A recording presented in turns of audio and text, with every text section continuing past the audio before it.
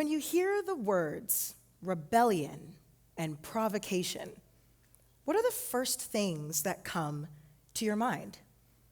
Maybe you're thinking about a burning flag or a protest. Maybe you're thinking about that weird kid in your neighborhood, or maybe it's in your family, who's got colored hair, tattoos, piercings.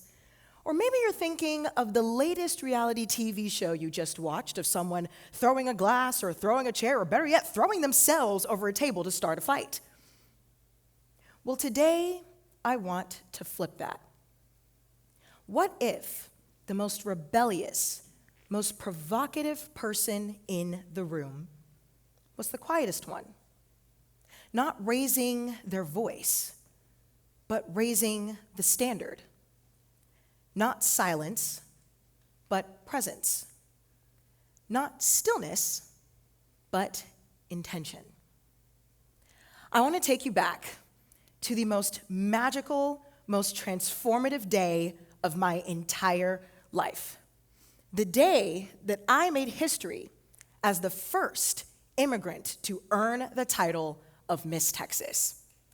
Thank you. Oh, thank y'all. Thank you. Now, anybody who's in the pageant world or knows anything about pageants knows that this is a huge accomplishment. I did not grow up on toddlers and tiaras. I was the Pokemon collecting kid. So this was huge for me to be able to win a state title.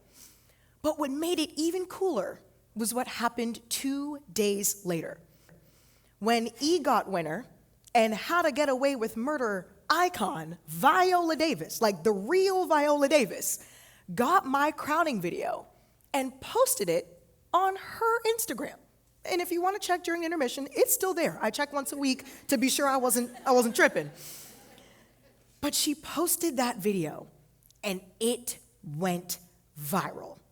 I mean, tens of millions of views across TikTok, Instagram, Facebook, all the platforms. And of course, people think that maybe it could have been Viola Davis being the catalyst of this whole thing, and I will give her some credit. But I think that people didn't just see a crown in that moment. They saw a disruption. A Black immigrant girl holding a title that originally wasn't built for her. So much so that hate comments even decided to point that out for me. One of those said, "But she's Black." I never knew that until now, thank you. Great advice, I'll make a note for that next time. Another comment said, "Not Miss Texas, but maybe Miss Africa," as if African people can't be Texan also. But the one that sat with me the longest is the one that said, "Not my Miss Texas, nothing Texan about you," even though I've called Texas home for the last 16 years. Now, most of us, when we are faced with obstacles and challenges or even clapbacks like these, ultimately think we've got to tear down this system. We've got to rebuild it, burn it down, get rid of it. And sometimes a flame and a restart is necessary, but what if you were the flame? What if your refusal to flinch, your refusal to shrink, your refusal to code switch was actually the catalyst for people to change from the inside? Saying less, but meaning more. I didn't go and respond to these comments. I let my reign speak for itself. Holding dignity in spaces that were meant to strip it from you. I went to 40,000 miles of travel as Miss Texas, rural cities, big cities, even 7 other states, but never changed who I was. Because for me, it wasn't the crown that made the symbol and the impact. It was who I was behind that crown. And more importantly, understanding that you have to wear your truth as an armor and not an apology. If I apologized for every time I wore my hair differently, if I apologized for every time I showed up as myself and goofed off on the national stage or even became a meme at Miss America, yes, I did become a meme. That's what I do for a living, apparently. If I apologized for every time I broke barriers, then I would never be able to make the impact that I make today. In fact, just a few days ago, I came back from Florida after judging an international pageant, and a young girl gave me a note, a handwritten note, about how watching me at Miss America inspired her to compete. That is the poise of provocation. Now, of course, being Miss Texas gives me a platform and an opportunity to do these things. But studies show that being calm in the face of pressure isn't just something that helps people see you as more confident, they also see you as more competent. Think about Mark Zuckerberg. You have never seen that man in anything flashy. In fact, I'm convinced that that man goes shopping at the Walmart or the Ross down the street and gets something from the clearance section. I've never seen him in anything flashy. It's a basic tee and some jeans at a Wall Street meeting. Now, if I showed up that way, they probably would have escorted me out thinking I was going to threaten security or something. But that is how he shows up. He doesn't have to tell everybody that he's a billionaire, tech genius, and founder. It's who he is. And he shows up authentically himself. We see the same thing in nature. The lion doesn't roar all the time to prove that it's a lion. It simply just exists, and we know it. And in that same way, you can go into your workspace, into the community, into any space, and be your true and authentic self. As Miss Texas, I had to be an advocate and a representative for the entire state of Texas. And it's a big state with a lot of different people. And I knew that my responsibility wasn't just in the crown I wore, or the heels I wore, or the constant smile and waving, or having my highlight and contour be real good. Is it looking good today, guys?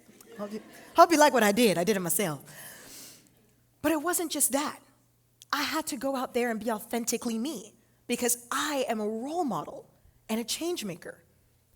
But you don't just have to be Miss Texas or be a massive person with status to make a difference. There's me. Hey. That's actually from Shein, by the way. Shein outfit. Shout out to her. But there are everyday provocations that you can make. Who here works a 9-to-5 corporate job? Raise your hand. A lot of us. How many of us want to clock out at 4:59? Amen. And you should. That is provocation. Saying no to hustle culture and overworking. If you want to wear your hair natural to the workspace or wear your cultural attire to the workspace, that is provocation. If you want to start a business or a project or run a campaign and everyone's telling you no, but you know that that's the next step for you to take, that is provocation. The world doesn't need more noise. It needs depth. It needs people who can hold space and hold intentional space without exploding. It also means that we need people who are willing to create change without necessarily inviting chaos. And so I want to invite you to do two things today. The first, to be disruptive, but do it with grace.